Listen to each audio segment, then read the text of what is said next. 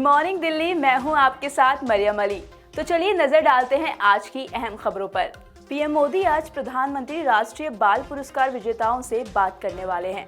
साथ ही बता दें कि पराक्रम दिवस के अवसर पर आज लाल किले में आयोजित एक समारोह का उद्घाटन भी करेंगे।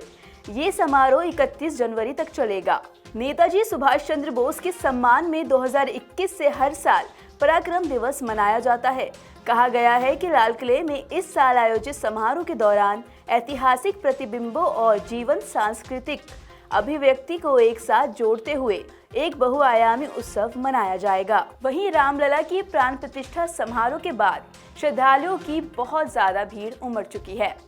प्राण प्रतिष्ठा के बाद पहली सुबह रामलला के दर्शन के लिए श्रद्धालुओं की लाइन लग गई। मुंबई से अपने परिवार के साथ दर्शन के लिए पहुंची एक महिला श्रद्धालु ने कहा, हम यहाँ 3 दिन से रुके हुए हैं, दर्शन करके ही जाएंगे। एक अन्य श्रद्धालु ने कहा, ये भीड़ सदा रहेगी और रहनी भी चाहिए।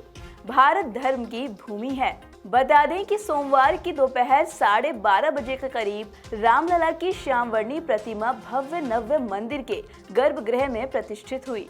यजमान प्रधानमंत्री नरेंद्र मोदी पूजा अर्चना के दौरान भावभीन दिखे। स्वर्ण आभूषणों से सज्जित रामलला का ये विग्रह चित्त को आकर्षित करने वाला था। गर्भगृह में रामलला विराजमान का पूजन हुआ। रजत चल प्रतिमा की भी प्रतिष्ठा हुई। इस बीच श्यामवर्णी रामलला का नामकरण संस्कार हुआ। अब रामलला बालक राम के रूप में जाने जाएंगे। आपको बता दें कि राम नगरी सोमवार को दिन ढलते ही दिवाली सी जगमग हो गई। रामलला की प्रतिमा की प्राण प्रतिष्ठा के अवसर पर आतिशबाजी, घरों की साज सज्जा, सब कुछ दीपावली की तरह हुआ।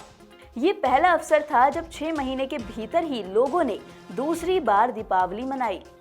हाल ये रहा कि आसमान आतिशबाजी की चमक से रात में भी रोशन हुआ। राम मंदिर परिसर में भी 21,000 दिए जलाए गए। वहीं दीपोत्सव पर राम की पैड़ी 21 लाख से ज्यादा दियों की आभा से जगमगा गई। तो चलिए अब नजर डालते हैं अंतर्राष्ट्रीय खबर पर।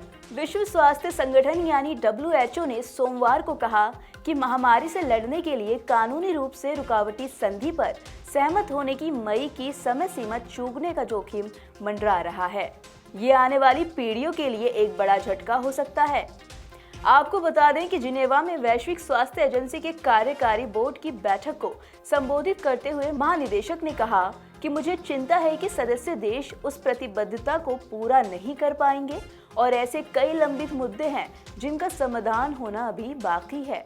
वहीं नए समझौते और महामारी से निपटने के मौजूदा नियमों को उन्नत करने की श्रृंखला का उद्देश्य कोविड-19 महामारी के बाद नए रोगजनकों के खिलाफ दुनिया की सुरक्षा को मजबूत करना है। महानिदेशक घेब्रेयेसस ने कहा कि मेरे विचार में महामारी समझौते और अंतर्राष्ट्रीय स्वास्थ्य विनियम संशोधनों को पूरा करने में विफलता अवसर चूकने जैसा होगा, जिसके लिए आने वाली पीढ़ियां हमें माफ नहीं करेंगी। वहीं संगठन के 75 साल के इतिहास में सिर्फ एक बार WHO 2003 में तंबाकू नियंत्रण संधि पर सहमति बनाने में सफल रहा था। समझौते पर बातचीत करने वाले समूह के सह अध्यक्ष रोलैंड ड्रेस ने कहा कि इस प्रकार की बातचीत में आमतौर पर 7 साल लगते हैं और उनके पास सिर्फ 2 साल है। उन्होंने आगे कहा कि महामारी की रोकथाम के लिए प्रगति करना बहुत जरूरी है। साथ ही HIV एड्स से निपटने की संभावनाओं को लेकर भी हम उत्साहित हैं।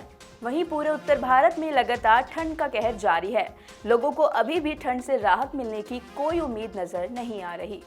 भारतीय मौसम विज्ञान विभाग यानी IMD के हालिया अपडेट के अनुसार उत्तर भारत के कई राज्यों में शीतलहर की चेतावनी जारी कर दी गई है, जो अगले 3 से 4 दिनों तक रहेगी।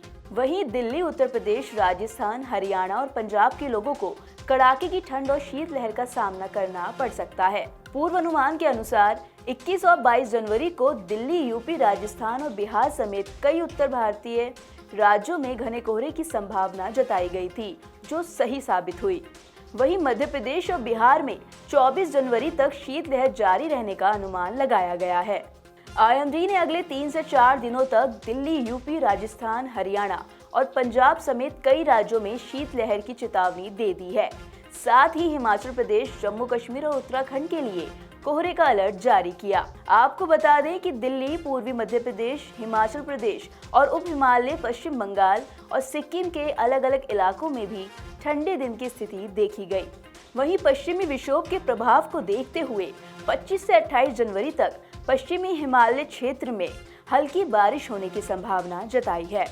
तो ये थी आज की वो अहम खबरें जिन पर लगातार हमारी नजर बनी रहेगी।